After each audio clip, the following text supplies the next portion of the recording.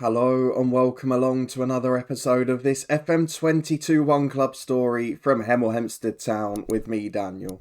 It's part 63 today, and I know there's only 3 games gone, but I have to just laugh. We are top of the championship. 7 points from 3 games. It's been an unbelievable start. We're still in the League Cup. And maybe that momentum, as we mentioned in the last episode, will just carry us through for a little while.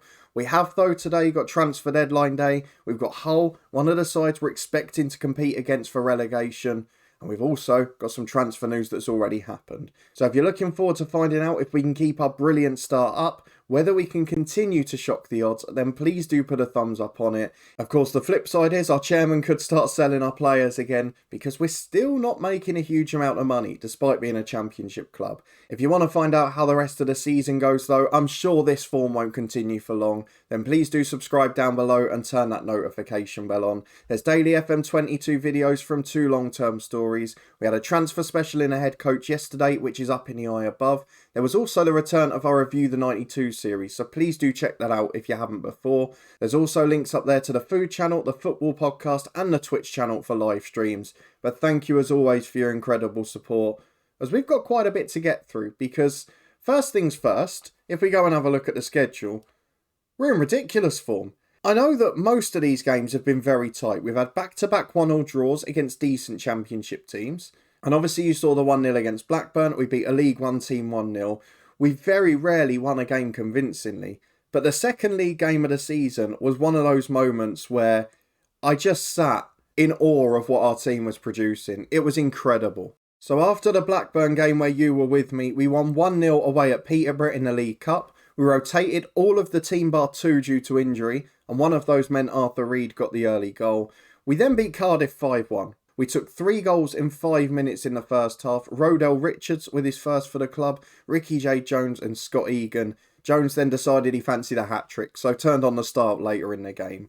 We then played our former head coach club Bristol City and drew 1-1 away from home there. Fran Villalba, a player we had in FM20 at Burnley in the head coach, but it was immediately cancelled out by Scott Egan, and we managed to maintain our unbeaten run. We then beat Swansea on penalties in the Carabao Cup second round. We've drawn Shrewsbury at home in the third, lower league opposition. So maybe despite resting players, we might have a 4th round or even a quarter-final place up for grabs. We've got to start thinking about income now. Javan Malcolm scored the equaliser for us there after an early Kemar Roof goal. We actually missed both of the first 2 penalties through Ricky J. Jones and Will Swan, but 4 in a row after that, and Swansea missed their last 2. They had the one to win it, but Sam Hornby between the sticks was incredible. But today, we come up against Hull, a side that at the start of the season we would have been targeting to beat. We've also got transfer deadline day. If I take you over to the transfer screen now, there is one offer that we're currently making on Inns. I did mention in the last episode, Ricky J. Jones. We've been getting quite a lot of offers for him this summer. All of them under 300 grand though, and I don't really understand it. This is a man who is starting to improve again, but was the 2nd top scorer in League 2, then the top scorer in League 1. Now we're in the Championship, he scored 4 in 3, and we're getting offers of $250,000. It doesn't quite seem right in terms of realism, and it's not like he's out of contract or anything. I think he's got 3 years left still. He has. In terms of ins though, we might well have one coming in. We're a little bit short in midfield. Obviously, Kamari Richardson's due back in a month or 2, but it's going to take him a while to get up to speed. We expect muscle injuries, we expect slight knocks. And of course, a couple of those players are on loan now. So Kamari Doyle is someone who's popped up for 190 grand plus appearance-related clauses. He's at Rotherham, he's 23. He's got big potential, but he is a player who I think could improve us. He's done well in League One, he started the season fantastically, and he has played for Rotherham consistently the last couple of years. So maybe someone will be signing, but we'll wait and see if that goes through or not. So that's where we are at the moment. We're in really good shape, but I would like to do 1 or 2 more little bits of business. If the right player's there, they're under, say, $250,000, and we can get them within our current wage structure of anywhere up to 2.5 grand a week, basically, then I'll be pretty pleased, because Josh Berry as a sub-centre-half, I'm not entirely convinced by, but he's doing a job in the cup for now. And I am just looking for that one more body in midfield, because at the moment, with Richardson out, we're having to play a first teamer in every cup tie. I am a little concerned about a couple of things. Leon Bullock, not in the best of form, not really come back. I say that, 3 assists in 3 games, but they all came in one. He was brilliant against Cardiff and poor in the other 2. I think it will just take a while for him to find his consistency and maybe the trust in his fitness as well. Not training as well as he was previously. Louis Bennett-Sharif is the opposite to that. These youngsters that we bought in last year, Thornley and Bullock obviously hit the ground running. Sharif's taken a bit longer, but he's starting to look like a real gem now too. So I'm really pleased with the progress some of these are making. So let's go and get into the whole game. Probably one of those that will falter now because it's the first one this season we really expect to win. I'm just seeing if the season preview has changed. It hasn't, so we're still just above Fleetwood. And we have got to put perspective on this. We've played against Blackburn, we've played against Bristol City, and we've played against Cardiff. And even Swansea in the Cup to an extent. We've not played any of those sides that are relegated last year. None of those big hitters expected to be in the top 6. And aside from Bristol City, everyone else expected to be mid-table or below. So we've not played the big boys, that's got to be said. However, if we keep picking up points and we get enough on the board early doors, well, no matter what happens against them. So let's get to the tactical meeting. It is a big one for us today. They've got the likes of Jed Wallace, Finlay Robertson, bit of a hero for us in years gone by. Panuche Kamara's a good player, and there's so many more. George Honeyman's still there. They've got the Bulgarian Aguero, who we had in our Twitch streams occasionally with Derby. And we're going to be making wholesale changes because we had a cup game in midweek. Everyone was out. We still edged through, but can we do the same today? Hull in the Championship is much more important. Back in a moment to run through the 11. Well, a slight misjudgment for us in that we made a couple of players available for the 18s, including Gareth McDonough, and then Brandon Bryan Moore got injured the day before the match, so we haven't really got a fully fit bench as a result today. However, there's a couple of slight areas of concern. Adam Doyle is making his first league start, which isn't an issue. I thought he was going to be the first choice eventually anyway, but it does unsettle that familiarity, the back five that know each other so well. And now we're throwing a new boy in there. So as much as he's done well in the Cups, I'm a little concerned about that. And the combined positioning of the two central defenders. Haseman has come in for Alador Hamilton, just resting one of the heavy legs and picking those in the best form. Aside from that, it's as you'd expect. We've got G-Cock in goal, Bennett-Sharif and Thornhill the fullbacks with Doyle and Thornley as centre-half. Egan, Haseman, Reid and Bullock the midfield diamond. And then Ricky J. Jones, 4 in 3, looks like he's stepping up again, with Rodell Richards with a goal under his belt playing alongside him. But let's see if we can continue our positive start against relegation rivals Hull City. And here we go. 2 changes for Hull, who didn't play in midweek. They were last in action in the Championship last weekend. We've made 8 from the cup tie. Let's have a look at their lineup. They've got Dylan Phillips in goal, Anthony Ralston, another player we had with Derby in the Twitch streams. They've got Liam Lindsay and Curtis Nelson centre-half. They're a good side. Let's hope we can get through them. Let's hope we can put the game out of sight. If we play like we did against Cardiff, it's going to be a very fun day. Let's see if we can. Well, we're back almost immediately as a long kick finds Doyle. Haseman brings it out to Ricky J. Jones. Again on the front foot, only the second minute. We're keeping possession well, forcing Hull behind the ball. Bullock's got it in there, on the turn. Back to Reid, over towards Ricky J. Jones. He is just unstoppable, this man. 1 minute, 17 seconds on the clock. 5th goal of the season in 3 games and 2 minutes. That man is going to take us to the Premier League eventually. Whether it's in this season, 3 seasons down the line, he will still be the spearhead of that attack. What a player. Arthur Reid again to Thornhill. We just look like we've got so much momentum, so much confidence. We're unstoppable as Richards narrowly puts one past the post. It's been a fabulous start. Look how high we're pressing them from the goal kick. We don't want to let them out. If they beat it though, we might be in trouble, as Robertson releases his man on the left wing. Elder's overlapping, big ball forward which Doyle does well to head away, and Arthur Reid controls possession to Egan. Bennett-Sharif, back to his centre-half, there's no rush. We look really comfortable, we're composed, and we look like a Championship side the way we're spraying it about, as Ricky J. Jones drifts wide to the right. Goes all the way back to his centre-half Doyle, who brings it over halfway unopposed. Hull sitting really deep, which I find strange. Maybe to counter the centre-forward threat, but it's not working, as Jones is released from the long ball again. Delivers towards Rodell Richards. 6.5 minutes gone. It's Hemel 2, Hull 0. Can somebody explain it? How are we stepping up this well? It looks like we're on course for 10 points from 4 games, and it's just about been the best start we could have dreamed of. Well, a quiet 20 minutes and we're back with a whole corner which Liam Lindsay heads just over the bar from Honeyman. But it's unbelievable how comfortable we are. You look at some of the players who are scoring in the other games, Tyrese Campbell at Birmingham among others, and you just think, We should not be top of this league. We should not even be competing at this level. As we release the ball again to Rodell Richards, back to Scott Egan. And it just shows you the importance of getting Egan and Thornley back on loan. And imagine we'd been able to keep them all this time, because we'd have one hell of a side permanently. As Bennett Sharif plays down the right, it's released Ricky J. Jones again. They cannot compete with the movement. And Leon Bullock now gets his first of the season. A man who has struggled so hard with injury. And that's absolutely massive. What a moment it is. It's 3-0 in 33 minutes. And it's the Cardiff game all over again. We are dominating some of these sort of bottom half sides at home. And the way I look at it now, we're going to be mid-table comfortably. I know we'll lose against the top boys, but we just look unstoppable. What a first half performance. We've been ruthless too. The expected goals isn't even one, by the way. But the front three have all got a goal, and that makes me a very happy man. Well, 65 minutes on the clock. Callum Hazeman just starting to struggle with fatigue, so we're going to bring on... Where is he? Sol Alidor Hamilton, who is a solid squad player, we know that. As Arthur Reid takes a corner to the back post to Scott Egan. Just wide of the post, I thought it was 4. I'm smiling so much. What a performance as Bullock picks it up again. He's having probably his second best game since he's come back after Cardiff. Good to see him looking consistent again. As Thornley over halfway. And again, Hull aren't engaging our defence at all. We're able to carry it over halfway completely unopposed. They're sitting so deep, but then they're not tracking the run in behind. It's a very strange tactic as Bullock peels off the defenders again. And Leon Bullock gets his second. Egan releases him.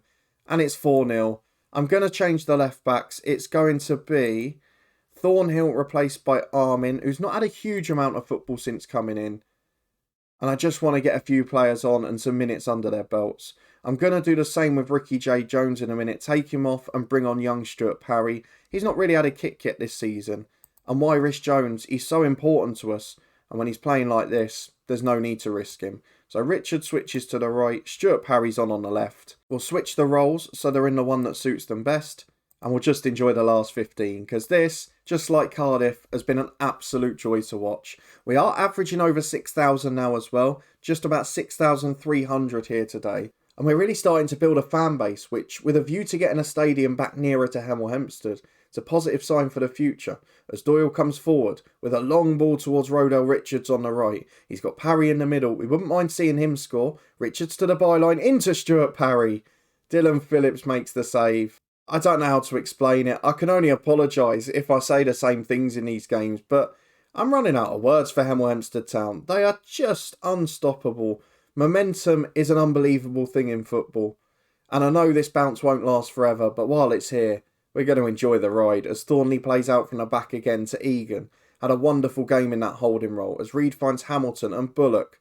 Still arguably the best player on the pitch today. Egan over the top, Richards chasing a goal. In he goes, just over the bar. I thought he'd finish that one, to be honest. We're into 3 minutes of stoppage time. We win 4-0 at home to Hull City. And I tell you what, with this tactic, with these attacking players, adding Richards into the mix, we're going to be a force to be reckoned with. We're going to be comfortable in the Championship.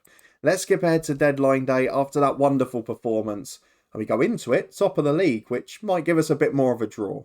Transfer deadline day is here. There's potentially a little bit of business going on too. We're looking basically for one more midfielder and one more centre-half. There's links with Ricky J. Jones leaving. I hope we don't get offers and I hope the chairman stays out of it.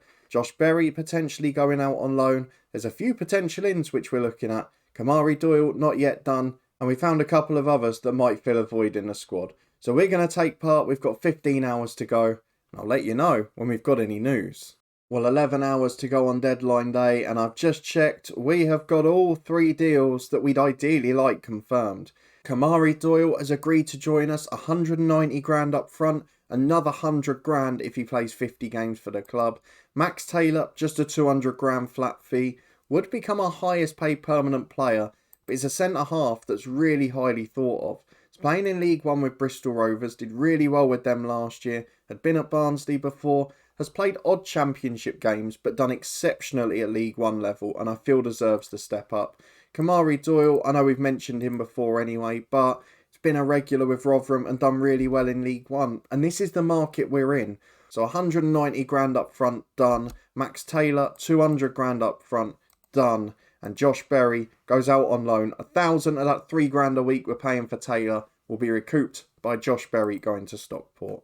That could be our deadline day done in one moment, but let's see what the new signings are like. Well, we keep getting linked with goalkeepers. Joe Whitworth is another one.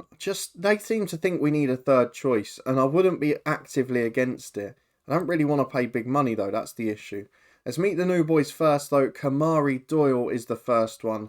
He is 3-star ability, 4-star potential, and he looks an absolute gem.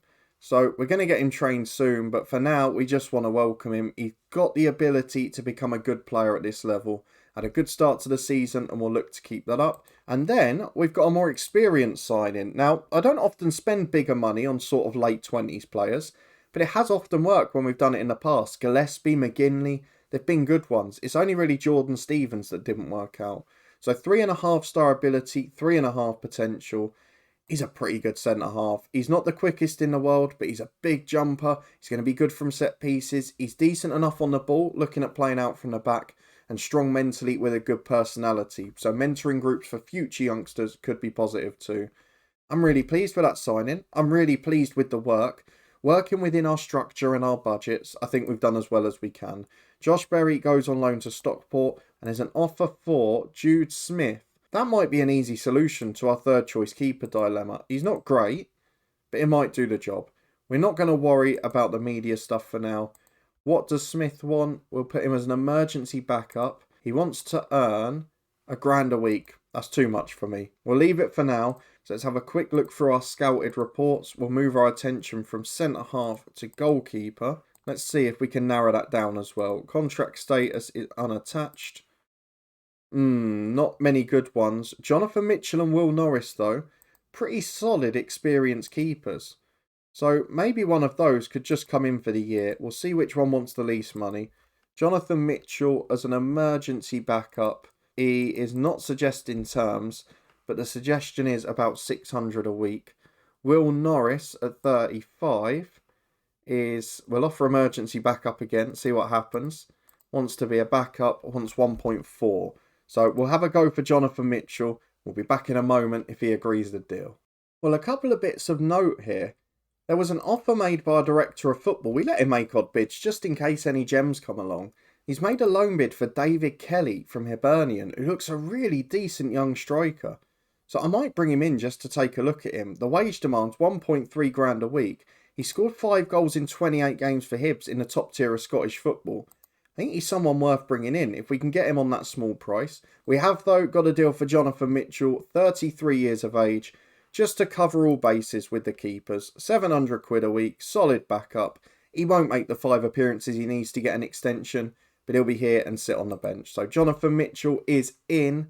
His ability in terms of rating is 2-star. He's third choice. He's solid enough though. He's not really lost his ability.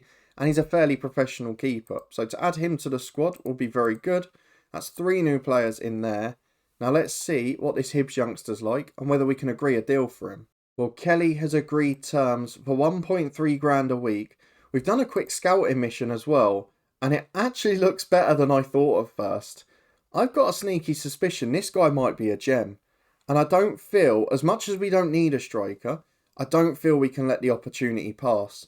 So I feel we have to get him on loan.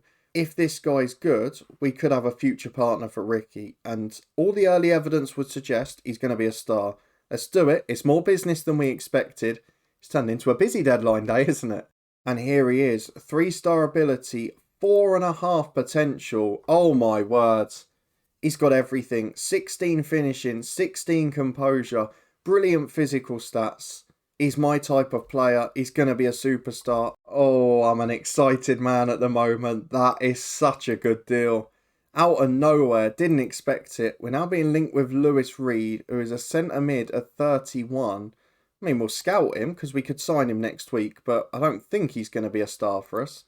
Let's have a look at what we can do in terms of outs up front, because I think probably Stuart Parry, at 21 he needs football as well.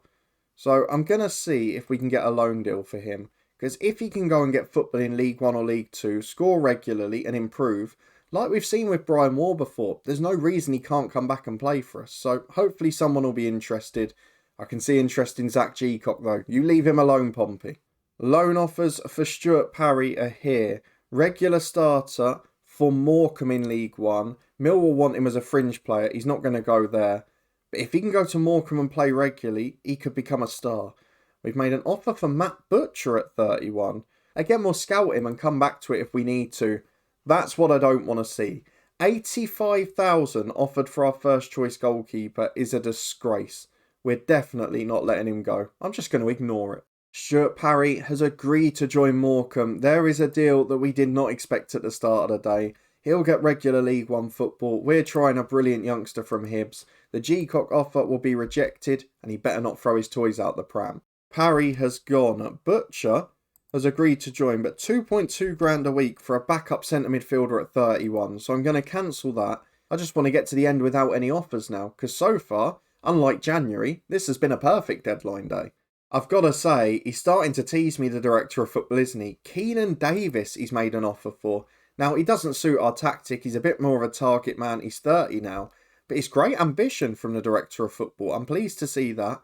We're going to walk away from that one, though. More interestingly, we've bought in Mitchell, and we've now got an offer for Hornby, our backup keeper. It's not enough to make me depart with him. 10 grand is not going to do the job, but he is very much an emergency backup. And if we got an offer of, say, 40 or 50 grand, I'd probably consider it. But for now, it's rejected.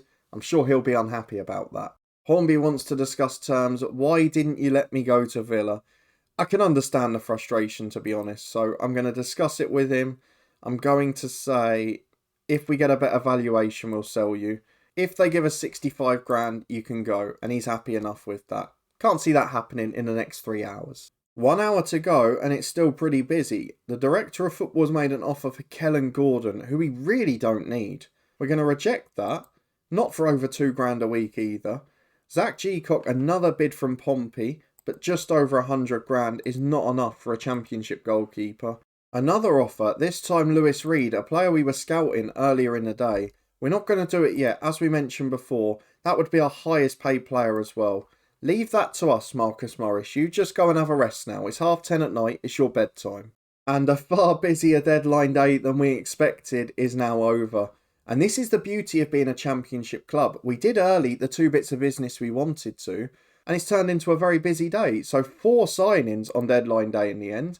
Our wage expenditure, as you'd expect, is by far the lowest in the league. Not even half that of Fleetwood's, who are expected to finish bottom.